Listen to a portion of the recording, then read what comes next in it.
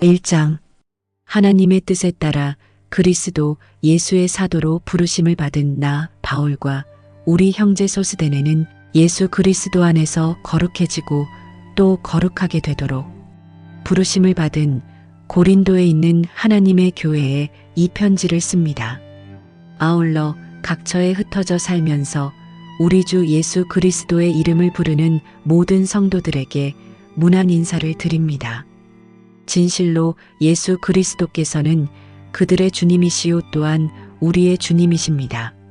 우리 아버지 하나님과 주 예수 그리스도께서 여러분에게 은혜와 평강을 내려주시기를 빕니다. 나는 하나님께서 그리스도 예수를 통하여 여러분에게 내려주신 은혜를 생각하면서 항상 하나님께 감사를 드립니다.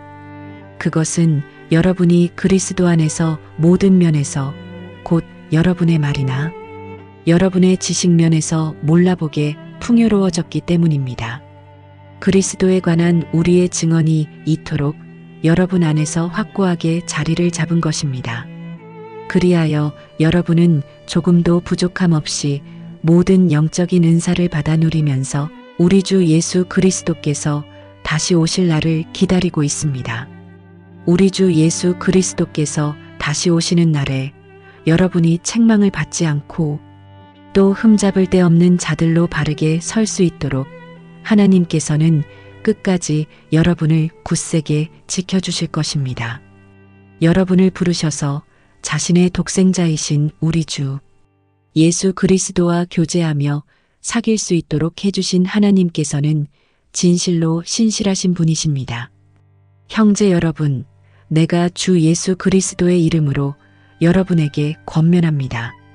여러분 안에 분쟁이나 분열이 없도록 그리하여 마음과 생각이 일치할 수 있도록 서로서로 한 마음이 되십시오. 나의 형제들이여, 나는 여러분 가운데 다툼과 분열이 있다는 말을 글로에의 집안 사람들 편에 전해 듣게 되었습니다. 그것은 다름이 아니라 여러분이 제각기 주장하기를 나는 바울파다, 나는 아볼로파다, 나는 베드로파다, 그리고 나는 그리스도파다라고 하면서 이리저리 편을 가른다고 합니다. 그래서는 안 됩니다. 그리스도께서 그렇게 나누어졌다는 말입니까? 나 바울이 여러분을 위해 십자가에 달리기라도 했단 말입니까? 또 여러분이 바울의 이름으로 세례를 받기라도 했습니까? 내가 여러분 가운데 그리스보와 가이오 외에는 아무에게도 세례를 준 일이 없다는 사실에 하나님께 감사를 드립니다. 그것은 여러분 가운데 내 이름으로 세례를 받았다고 말할 사람이 아무도 없을 것이기 때문입니다. 참, 내가 스데바나의 가족에게도 세례를 주었습니다만 그 밖에는 어느 누구에게도 세례를 준 기억이 없습니다. 그리스도께서 나를 여러분에게 보내신 것은 세례를 주도록 하기 위함이 아니라 복음을 전하도록 하기 위함이었습니다. 또 복음을 전하되 인간의 지혜로운 말로써 전하지 않도록 하셨는데 그 까닭은 그리스도의 십자가가 그런 말재간으로 헛되게 되어서는 안 되기 때문입니다. 십자가의 말씀이 멸망할 자들에게는 어리석게 들리겠지만 구원받은 우리에게는 하나님의 크신 능력입니다. 그래서 성경에 기록되기를 내가 지혜로운 자들의 지혜를 멸하고 지식 있는 자들의 지식을 패할 것이다 라고 했습니다. 그렇다면 지혜로운 자가 어디에 있습니까? 학자가 어디에 있습니까? 이 시대의 철학자가 어디에 있습니까? 하나님께서는 세상의 지혜를 모두 어리석은 것으로 만들어 버리셨습니다. 그래서 세상 사람들이 세상의 지혜로는 하나님을 결코 알지 못하는데 바로 그것이 하나님의 지혜인 것입니다. 그러기에 하나님께서는 어리석게 보이는 우리의 복음 선포를 통해 믿는 사람들을 구원하기로 하신 것입니다. 유대인은 표적을 요구하고 헬라인은 지혜를 찾습니다. 하지만 우리 믿는 자들은 오직 십자가에 달리신 그리스도 예수를 전합니다. 이 같은 사실이 유대인에게는 걸림돌이고 이방인에게는 어리석은 것이지만 하나님께 부르심을 받은 자들에게는 그가 유대인이든 혹은 헬라인이든 그리스도 예수는 하나님의 능력이요 하나님의 지혜입니다. 진실로 하나님의 어리석음이 인간의 지혜보다 더욱 지혜롭고 하나님의 연약하심이 인간의 강함보다 더욱 강하기 때문입니다. 형제들이여, 여러분이 하나님께 처음 부르심을 받았을 때 여러분의 처지가 어떠했는지를 한번 생각해 보십시오. 인간적인 기준으로 볼 때 여러분 중에는 지혜로운 사람이 많지 않았고 영향력 있는 사람도 많지 않았으며 좋은 가문에서 태어난 사람도 많지 않았습니다.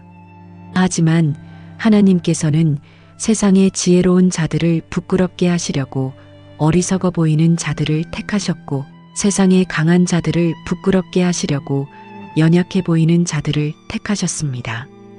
이처럼 하나님께서는 이 세상에서 힘있다고 자랑하며 잘난 체하는 자들을 낮추시며 무력하게 하시려고 비천한 자들과 업신여김 받는 자들과 보잘것없는 사람들을 택하셨습니다. 이처럼 하신 것은 어느 누구도 하나님 앞에서 스스로를 자랑하지 못하도록 하기 위해서입니다. 그러나 여러분은 하나님의 부르심을 받고 그리스도 예수 안에 있는 자들입니다. 그리고 그분 예수는 우리에게 하나님께로부터 오는 지혜가 되어 주셨고 또한 우리의 의로움과 거룩함과 구속함이 되어 주셨습니다. 그러므로 이것은 성경에 기록되기를 누구든지 자랑하려거든 주님 안에서 자랑하라 함과 같습니다. 2장. 형제들이여, 내가 여러분에게 가서 하나님의 말씀을 전할 때 유식한 말이나 인간의 지혜로 하지 않았습니다. 그것은 내가 여러분과 함께 있는 동안 여러분 가운데서 예수 그리스도 곧 십자가에 못 박혀 죽으신 그분 외에는 아무것도 생각하지 않기로 작정했기 때문입니다. 내가 여러분에게 가서 여러분과 함께 있을 때 나는 실로 연약하고 두려웠으며 몹시 떨었습니다. 그래서 내가 여러분에게 전하는 말과 설교는 그리 지혜롭지도 못했고 설득력이 있는 것도 아니었습니다. 다만 나는 성령의 능력을 보여주고자 한 것뿐입니다.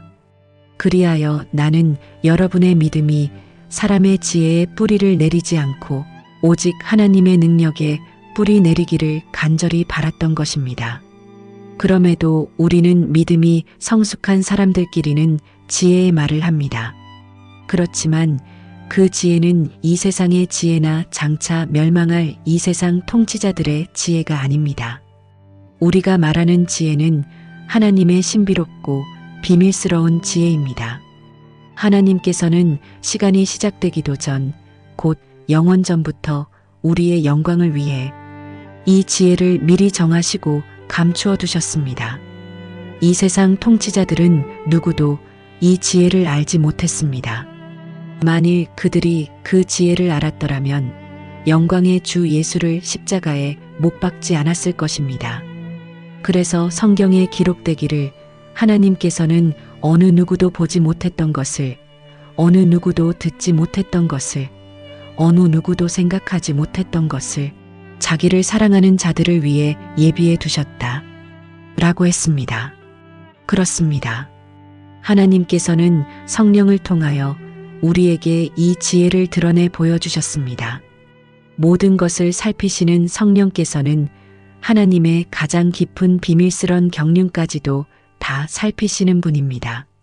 사람 속에 있는 그 사람의 영이 아니고서야 누군들 그 사람의 생각을 알겠습니까? 마찬가지로 하나님의 영이 아니고서야 그 누구도 하나님의 생각을 알 자가 없습니다. 하나님께서는 이 세상의 영이 아닌 바로 이 하나님의 영을 우리에게 주셨습니다. 그래서 하나님께서 우리에게 값없이 그저 주신 놀라운 은혜의 선물을 우리로 알게 하셨습니다. 우리가 이렇게 말하는 것은 사람의 지혜가 가르쳐준 말로써 하는 것이 아니라 성령께서 가르쳐주신 말로써 하는 것입니다. 곧 신령한 진리를 신령한 말로 설명하고 있는 것입니다.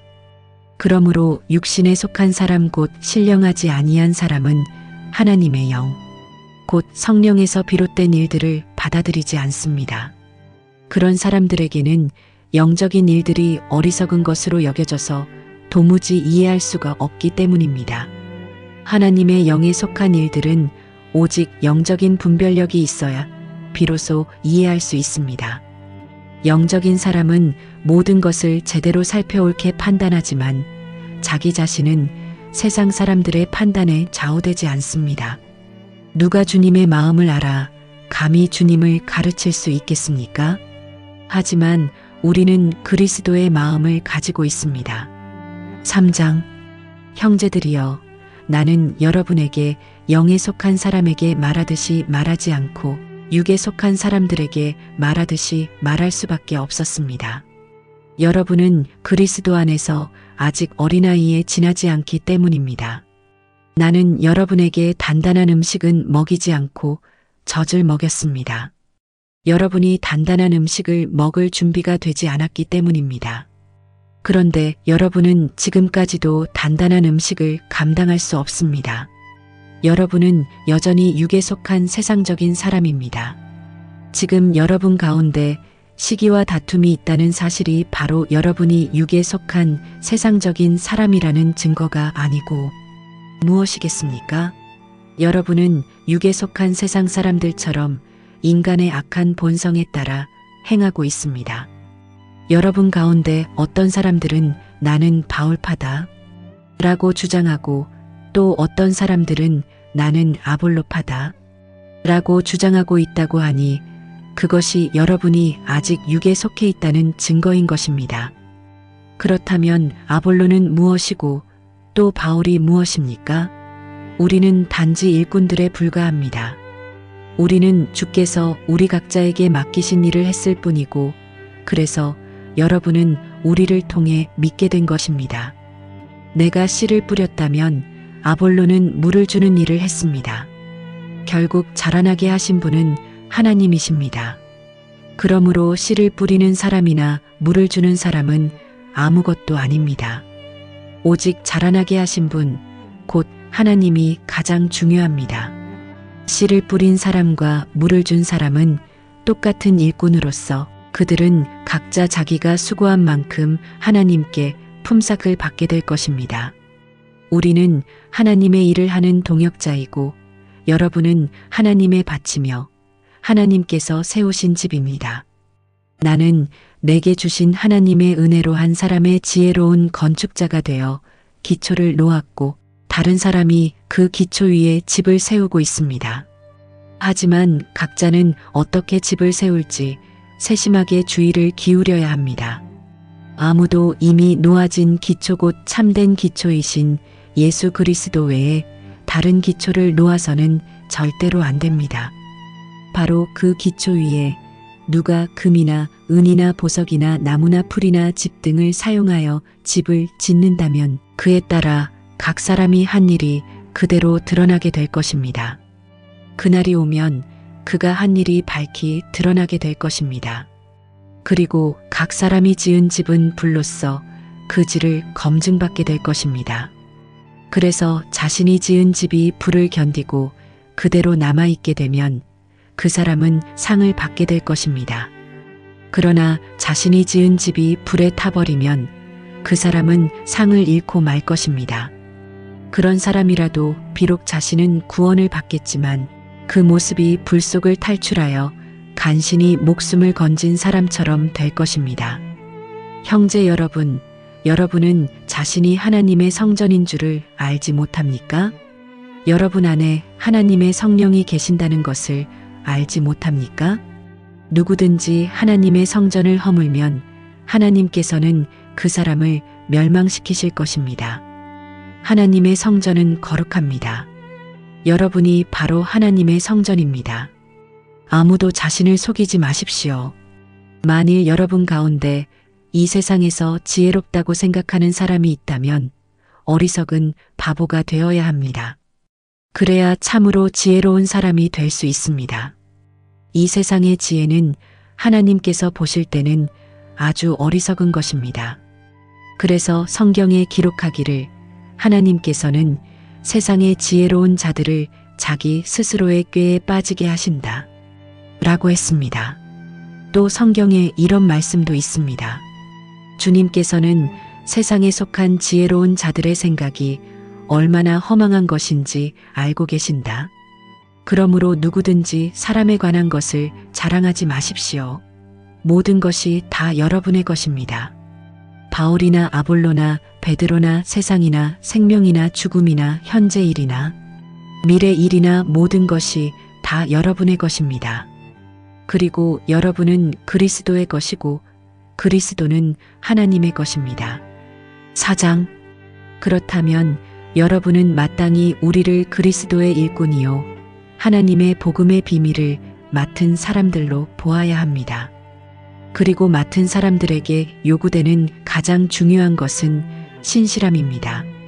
여러분이 나를 어떻게 판단하든 또는 세상 법정이 나를 어떻게 판단하든 그런 것은 내게 조금도 문제가 되지 않습니다.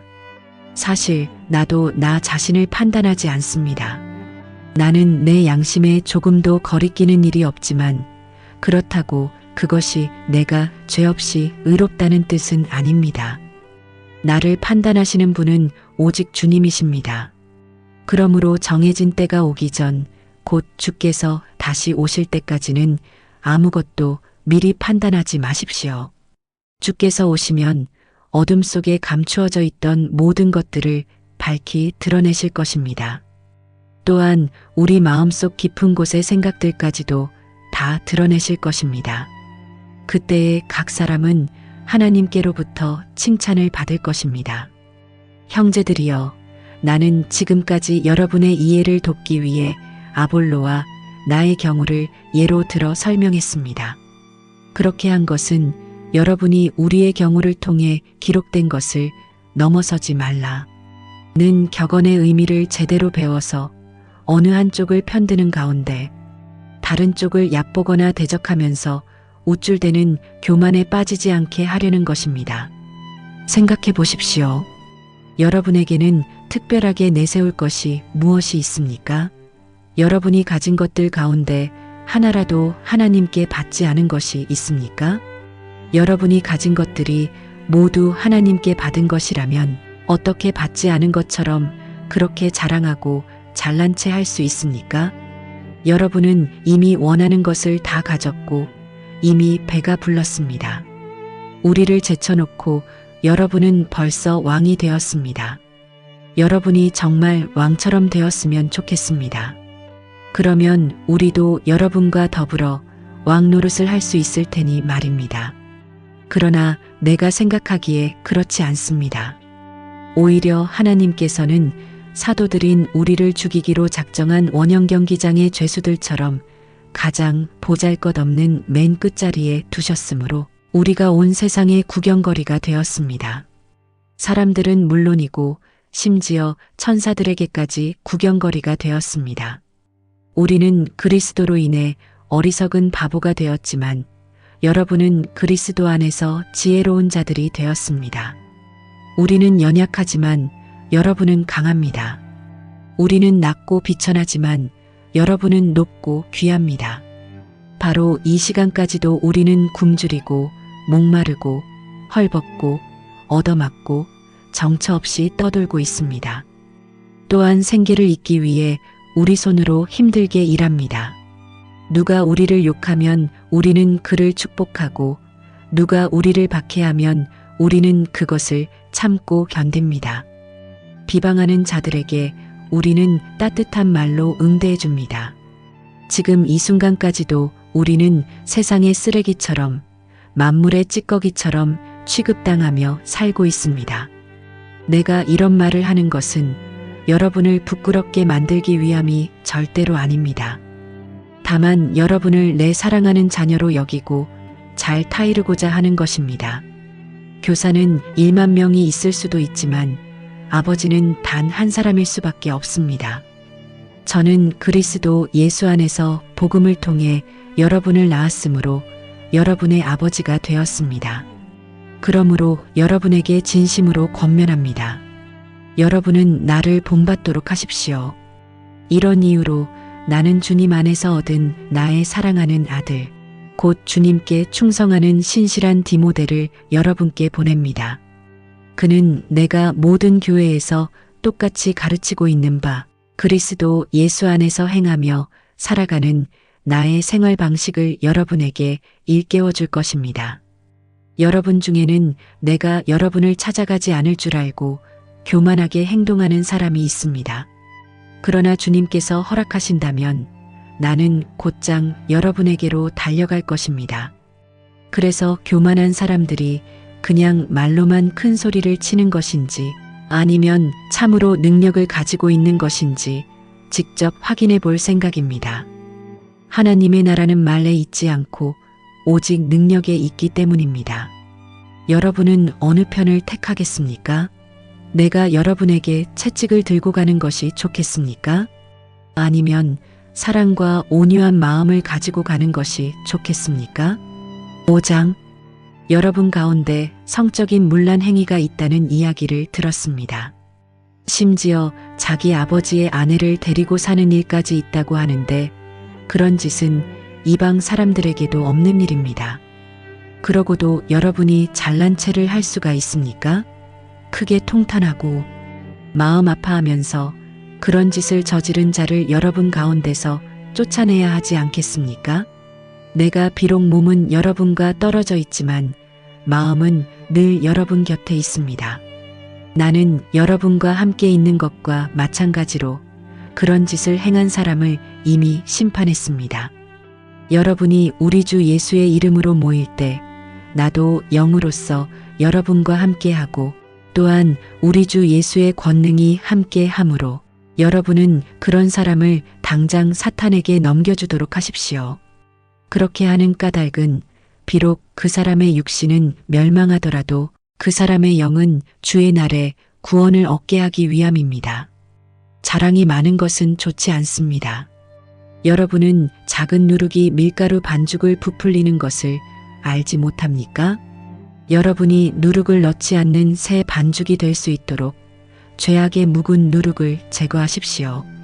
우리의 유월절 어린 양이신 그리스도께서 우리를 위해 희생 제물이 되셨으므로 사실 우리는 누룩 없는 사람들입니다. 그러므로 우리가 절기를 지키되 사악함과 해로움의 묵은 누룩이 들어간 빵으로 하지 말고 누룩이 들어가지 않은 성실함과 진실함의 빵으로 지키도록 합시다. 나는 앞서 여러분에게 써보낸 편지에서 성적으로 문란한 사람들과 어울리지 말라고 당부한 적이 있습니다. 그 말은 이 세상의 부도덕한 사람들이나 탐욕을 부리는 사람들이나 우상을 숭배하는 사람들 모두와 아예 상종도 하지 말라는 뜻이 아닙니다. 만일 그렇게 하려면 여러분은 이 세상 밖으로 나가야 할 것입니다. 하지만 이제 내가 성적으로 문란한 사람들과 어울리지 말라고 쓴 것은 스스로 신도라고 자처하면서도 성적으로 문란한 자나 탐욕을 부리는 자나 우상을 숭배하는 자나 남을 헐뜯는 자나 술꾼이나 사기꾼과는 어울리지 말고 그런 자들과는 음식도 함께 먹지 말라는 말입니다. 교회 밖에 있는 사람들을 판단하는 것은 내가 할 일이 아닙니다. 하지만 교회 안에 있는 사람들에 대해서는 여러분이 제대로 판단해야 마땅합니다. 교회 밖에 있는 사람들을 판단하는 일은 하나님께 맡겨두십시오. 그러나 여러분 가운데서 못된 짓을 저지르는 자는 여러분이 교회 밖으로 쫓아내십시오.